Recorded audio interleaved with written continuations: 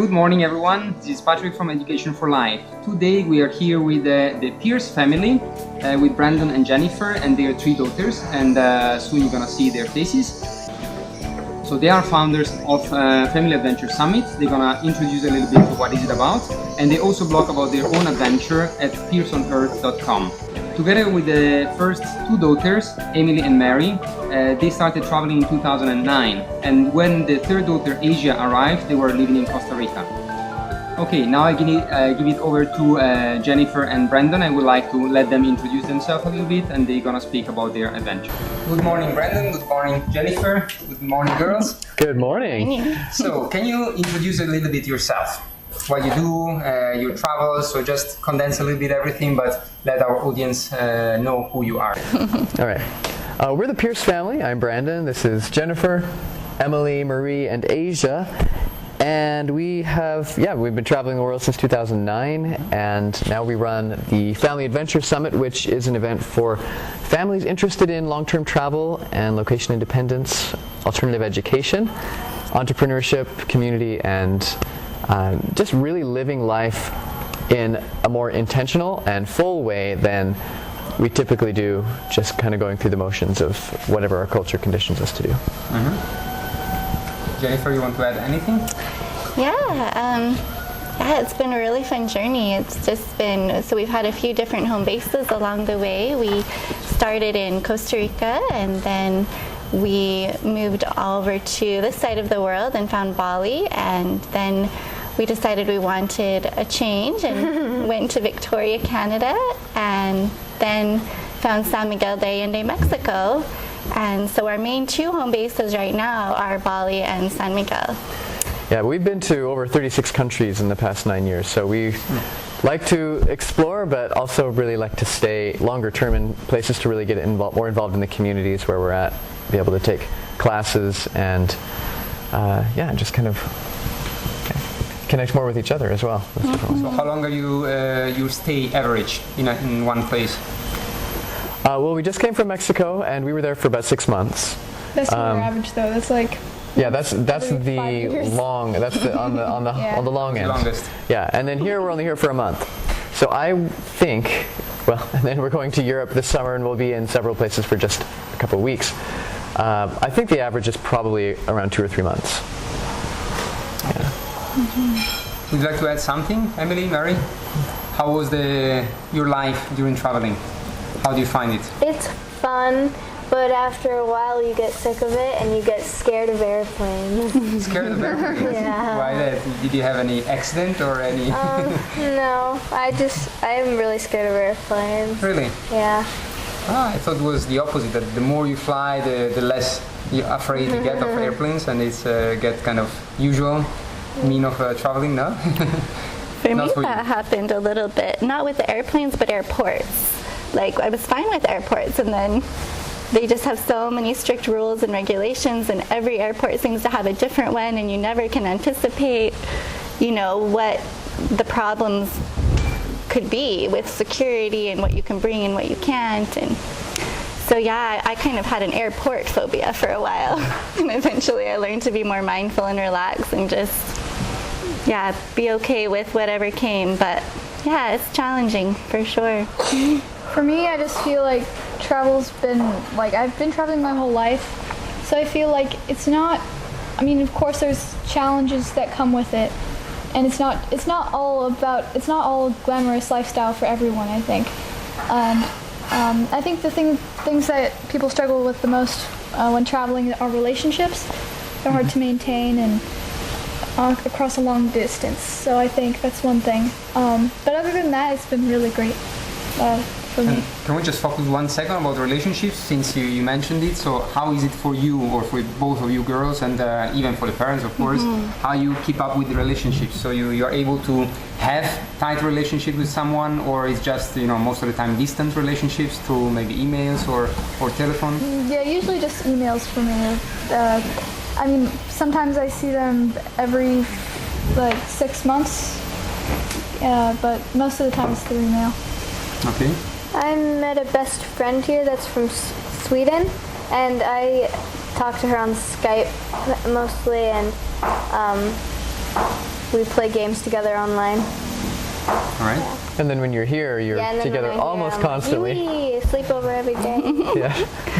I think it's really interesting, the dynamic with the relationships through travel, because in one hand, it's like Emily was saying, it can be difficult to keep up relationships from a distance.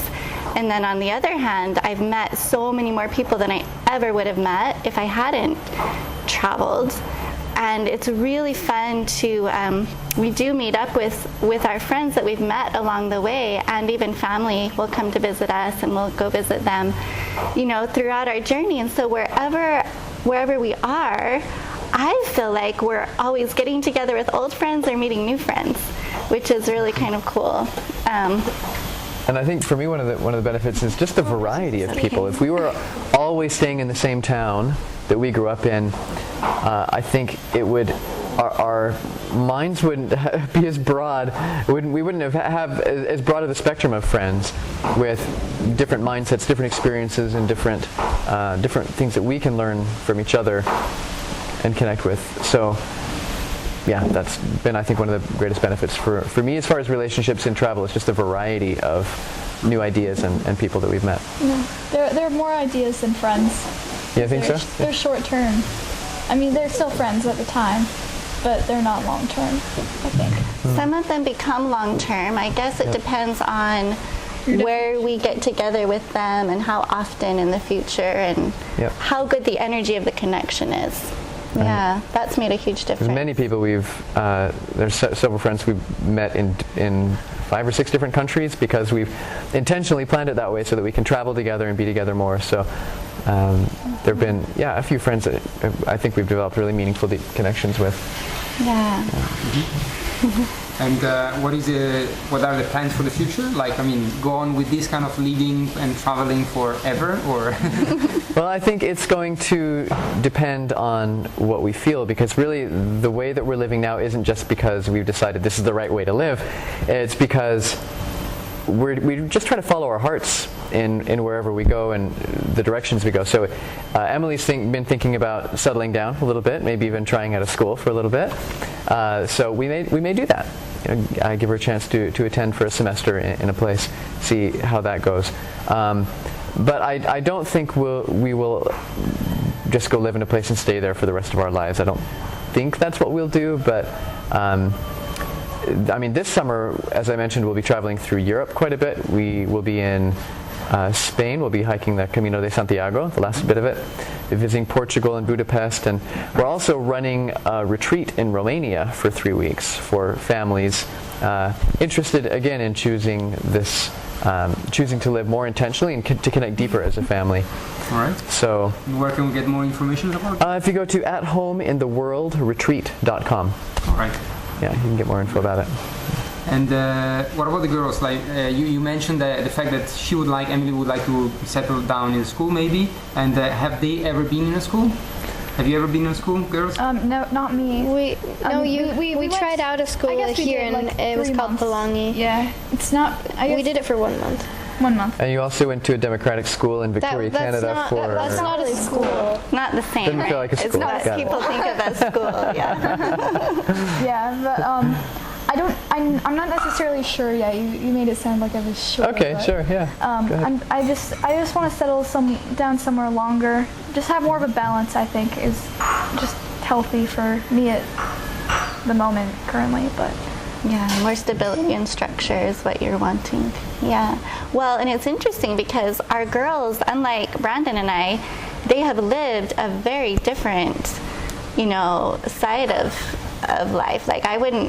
Their life has been stable, in many ways, but it's not the same as growing up in one place and staying in the same neighborhood and community and school for years on end. And so I think what Emily is really craving is to have a personal experience herself with that side of things, like a little more contrast. Is that kind of what you're thinking? Exactly. I don't want I don't want to rebel and go completely on the other side. No, but you'd like to experience a little more of what that's like. That. Yeah, I just want more structure for myself, not a traditional idea. Okay.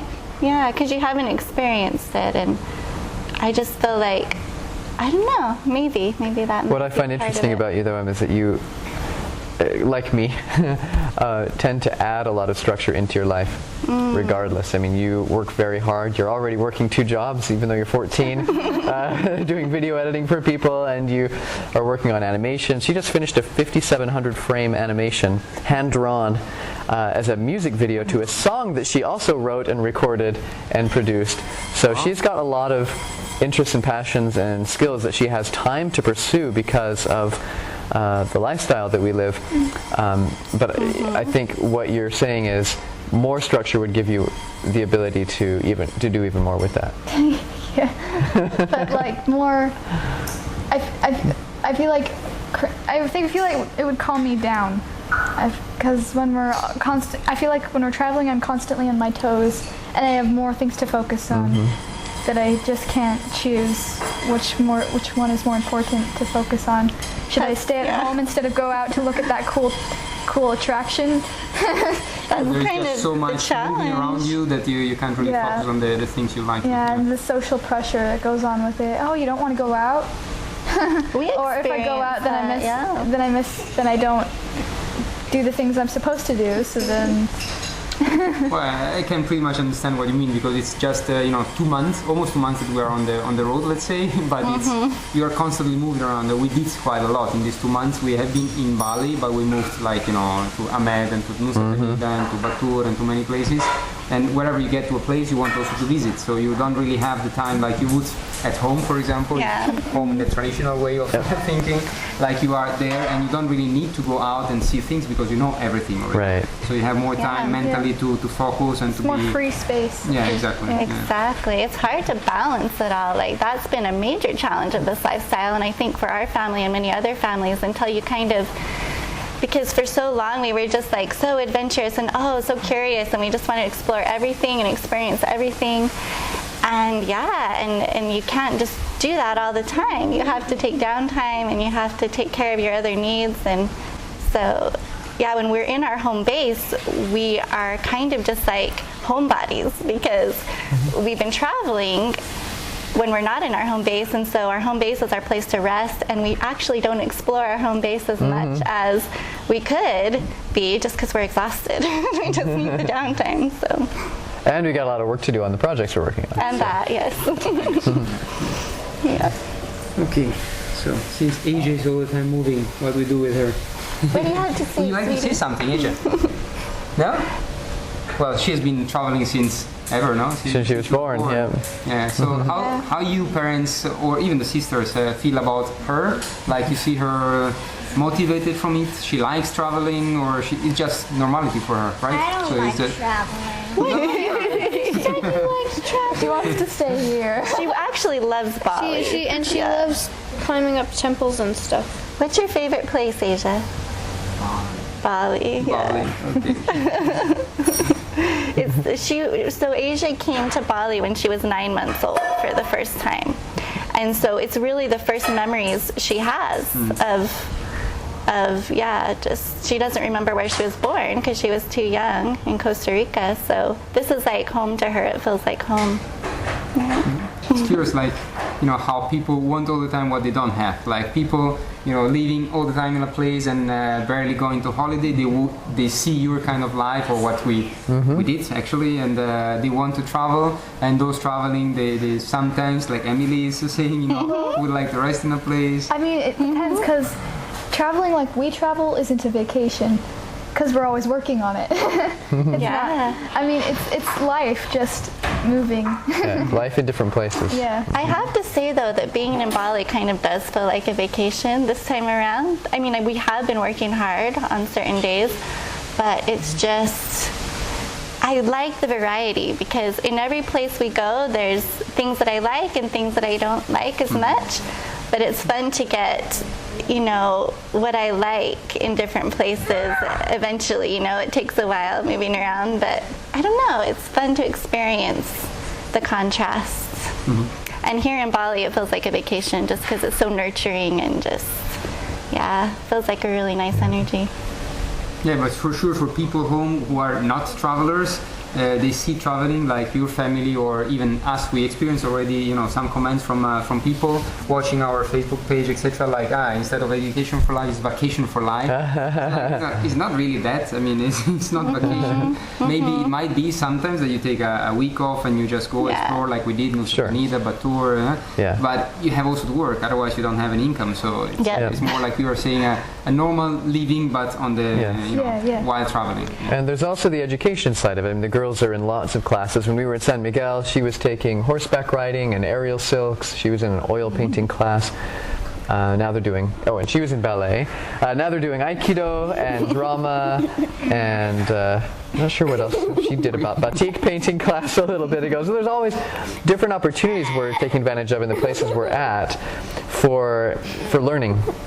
And that is not the kind of thing you would typically do consistently on a 2-week vacation or something like that. Sure. But also, we would love to do more of these kinds of vacations, right? Where we just plan ahead of time so we can go somewhere and not do any work and just be together as a family. Stay off our electronics as much as possible, because we do feel like we're on them more than we want to be, and we're always trying to find ways to connect more deeply and have that work. So, yeah. So now what I would really like to talk about is discuss a little bit the thing that is very dear to our hearts, which is motivation. And we came to realize throughout our journey also with our kids that what I personally think is that traditional school, traditional in the way of kind of authoritarian, if you want, and we talked a lot about it in our Facebook group, etc. So people know when we talk about traditional education what we actually mean. It's pretty much taking off the self-motivation of children, because it's practically a continuous guidance to children on what to do on a daily basis. So the teacher and the system is basically telling them hour after hour, day after day, week after week, what they have to do throughout the day. If you can talk a little bit about it, one at a time. Sure. I mean, I can talk first of all just from my own experience. Playing a little bit of devil's advocate here, I would say that I went to public school, but I still felt like I was pretty driven and I knew what I wanted to do. But I think really it wasn't because I went to school, it was because of my home environment and what I had access to. I, at a young age, became enamored with computers, and I loved technology, and my parents got a little computer and I was able to learn how to program it and learn how to build computers as things got different. And over time, I also love music, and my dad was a music teacher, so I did have to make kind of a decision. Do I want to become a music teacher? Do I want to become a computer programmer? And those were kind of the two big career paths I was holding in my mind throughout my teenage years. Eventually I did both. I taught piano lessons from the time I was 16, and then I eventually created a computer program to help music teachers manage their businesses and turn that into a business. And so now I'm an entrepreneur and a CEO of this company, and kind of merged the two, programming and music, together. But I feel like it's hard for me to say whether that is I don't know what effect school had on that, I guess. For me personally, I know that for many people it's exactly as you describe, where when you're just being told what to do all the time and you don't have the spare time, especially if you're flooded with homework every day and you have no free time to pursue your own interests except maybe in the summer, it's very difficult to explore the things that you're passionate about and that you want to do. I feel like our girls have had quite a bit of opportunity to explore their own interests. I think Emily has a very clear idea of what she likes and what she wants to do. But I also think even as adults, it kind of changes over time, right? We spend years doing one thing and then we reach a point and we're like, I kind of have done that enough. I want to try something else now. And just giving ourselves that freedom to be able to pursue the things we're interested in and passionate about is a huge mindset shift that I think is one you have to adopt maybe outside of the education system typically. Yeah, and I think like you were saying, it has a lot to do with your parents and how they help facilitate your interests and really help you follow those. From my perspective, growing up in public school, it was, I really felt like it was It depends on the person. Brandon is very driven. I am also very driven, but for me, it showed up in the form of people-pleasing and perfectionism. So I went to school and I was like, okay, how can I tune in best to what's expected of me, and how can I just do that perfectly? And so that's what I focused on. So I was not focusing on what I wanted outside of that at all. And so I was spending so much time trying to do what I felt like other people expected of me, and so it wasn't until later in life that I started paying more attention to, oh, well, what about what I want, you know? Like, it just didn't even really enter, like, I didn't feel like there was space for that before in my life. When was that shift exactly? At what age? Probably didn't start happening fully until we started working on homeschooling our daughters. And so we did it like school at home at first, and it wasn't working very well. And then we kind of went through this unschooling phase of let's just take a break and just see what naturally happens. And and that was a hard transition for me, like, because I was going through all this stuff in my mind too. It wasn't just about my kids, it was about, well, what are we even learning for, and what's important to learn, and why, and for myself and for them. And so, yeah. And I feel like what would help a lot with kids in this generation is to treat them more like adults than animals. Than animals. They're trying to train their kids like dogs. It doesn't work. It's on humans anyway, as well. And I feel like, I don't know, it just helped train them. Like, if you didn't shield them from the bad things in life, and just, you know, let them have the freedom to express their views on opinions and not just shut them off. I feel like that would help them create their own sense of independence, I think.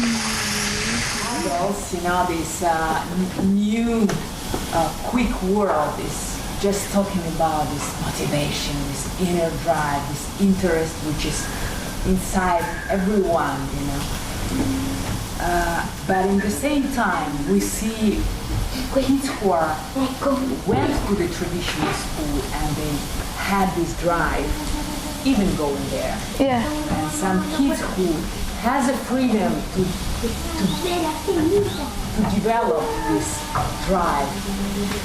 They could say, I'm not doing enough. I have this, but I'm so, you know, I'm so free that I couldn't get myself, you know, in and pursue this motivation. So, like I was having after our dinner yesterday, thinking like, where is this kind of, you know, center, where it lives, like, you know, like a soul, where it is, a soul of motivation. I feel like motivation comes from strong emotions. I feel like if you really love something enough, you're going to be motivated to create it or watch it, or, you know, if you're completely obsessed with something, anything like a show, a way a leaf is shaped, like you could make a career out of that.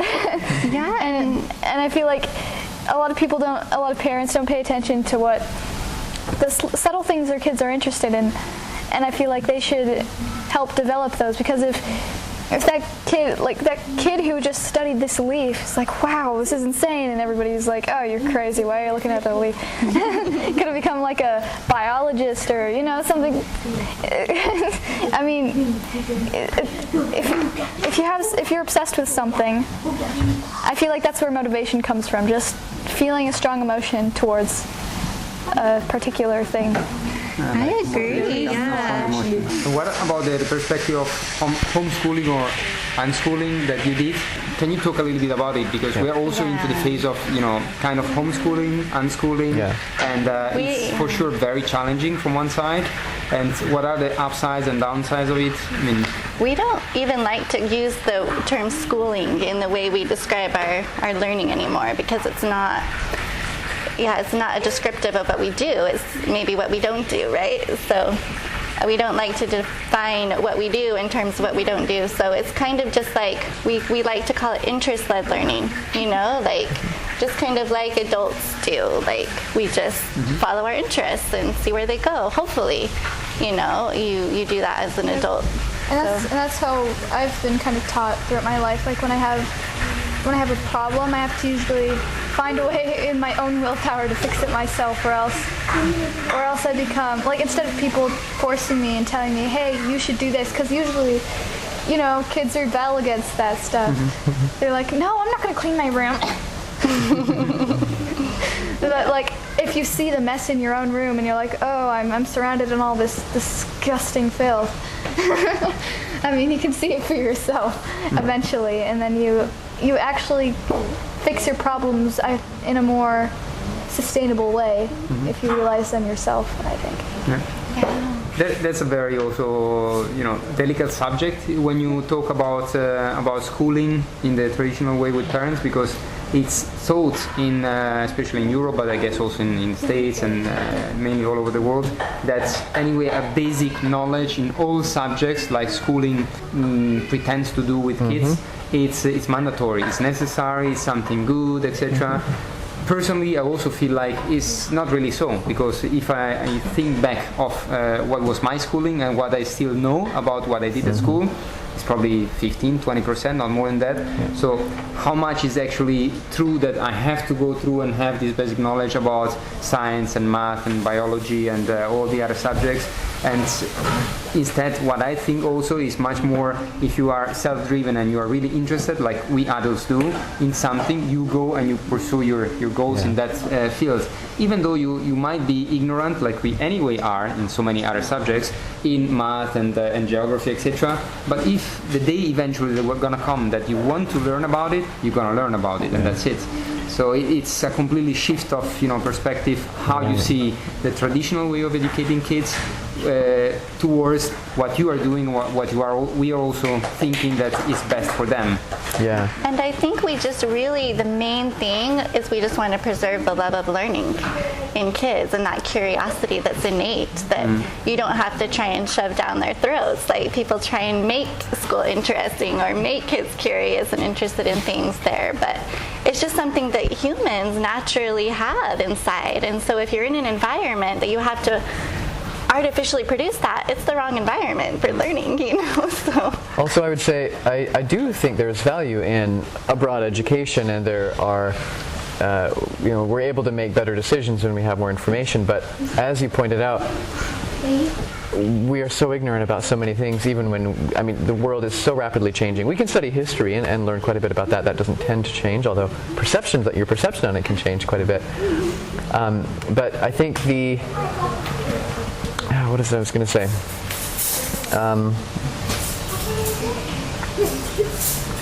It'll come to me. Yeah, school's not bad either. Like, it depends on the child.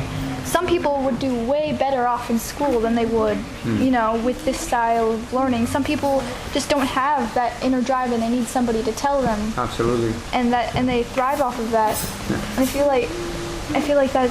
It just depends on the child for like every aspect. Yeah, that's really a good point, because I think it's really much up to the parents to really be sensitive about it and see if the child needs more, they need a structure, they need to go in a school where every way a good teacher is explaining them and getting them involved in the subject, etc. Good teachers. Rather than being, exactly. There are many good teachers. I mean, we know quite a few very good teachers, just that the environment of school and the institution of school, it's really, you know, getting them into rails that they don't have much possibility to move. So well, it's, you know, if the kid is motivated, and this is I think what I was going to say before, if the kid is motivated, if they know how to read and they know how to do some basic math and writing, they can learn anything that they want. I mean, we live in a world where all the information that we want is available at our fingertips through Google and through the internet and through various sources. So we don't really even need teachers if we're motivated to learn. It can be helpful to have a teacher if they're trying to, you know, share a certain skill or whatever, and it can be helpful, yes, to be in person with them if you're wanting a certain type of interaction, but it's not necessary to actually learn something. I mean, doing is, I guess, the best way to learn. If you want to learn how to, you know, do a certain for example, like silks or gymnastics. Yeah, something more physical. More physical stuff that like has the subtleties. Yeah. I feel like that needs a teacher. Different things do. And there's a difference between a teacher teaching a student because the student is forced to be there versus the student really asking to be taught a certain subject by a certain person, you know, that they really have a good connection and energy with. And probably also the word itself of teaching, like, of course it's teaching, again, it has different perspectives, but it's more of a guide. So if you have a real guide, can guide you through the process of learning what he knows and passing it over to you, that's the pleasure of learning. Yeah. And not really teaching like, frontal teaching, I explain you and I tell you what I want you to learn for the sake of learning it. And that's completely different. And I think my favorite thing about this style of learning is watching our daughters just, because they haven't been to school, just like seeing how their interests go, like what they are interested in and how those interests evolve and what it turns into and how each of them have some similar things they're all interested in and some, they each have different things from each other that they're super interested in and pursue, so it's fun to see that. For example, I mentioned Emily's animation. Exactly, I wanted to get into that because if you may, since you are also the biggest one, what is your interest? Because Brandon said that you are already very much focused and you know exactly what you want to do. So what is your interest for the future? Well, for the future, I'm still not sure about the future. The future's always changing. I'm not sure about the future either. There's no one is. Like if I predict what's going to happen now, I'll probably be like, oh, silly me, that was a horrible choice. But like currently, I can say what I'm interested in. Currently, I'm working on an album, music album, and I'm gonna like animate. I really, this is probably unrealistic goal, but I want to animate music videos for all of them, like hand drawn. You'll need a team to help you. I might need to get some. I might need to make some animation friends. And you're doing that this year when you go to. She wanted to go to an animation conference to help make some connections. In the industry. It was just a really great conference too. And what else? I really enjoyed video editing too, and I'm looking for 2 clients. Like one, I'm working for a girl who's a like recipe, like healthy eating kind of video, and then a vlogger kind of style thing. And I edited a bit for my dad too. It's just fun. I just do what I like doing, and once I get good enough, I like drawing too, and I someday might want to make money off of that too, but I feel like I need to get good enough at something first. And what about when you think about other kids that you meet probably also every now and then that they are going in school? What are your feelings towards what they do?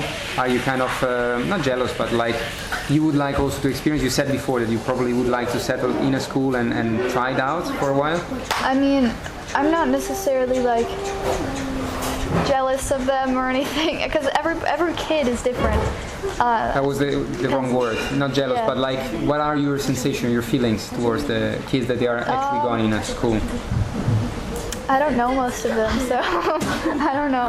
I just see them as kids my age. I don't know very well. But maybe she would like to get to know better, because that's kind of hoping to develop. They're very intimidating, because I don't know, the people, I don't know, the kids, just kids my age. In general, they're very intimidating.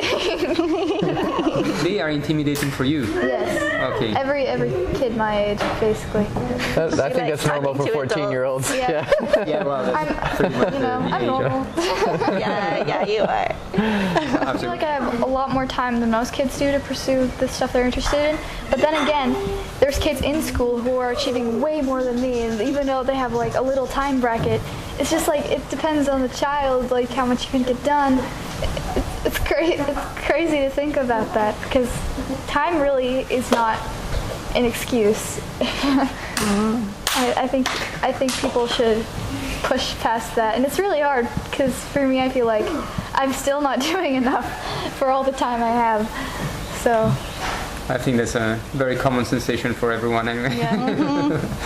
So it's a very common excuse. Yeah, can be as well. All right, you want to add anything, or it was very pleasant to talk to you. Yeah, I think I'm good. Yeah. got good. Okay, thanks a lot. Thank you. It's been a Thank pleasure. you very much, and I hope our audience enjoy as well. Yeah. Thank you, Patrik. you.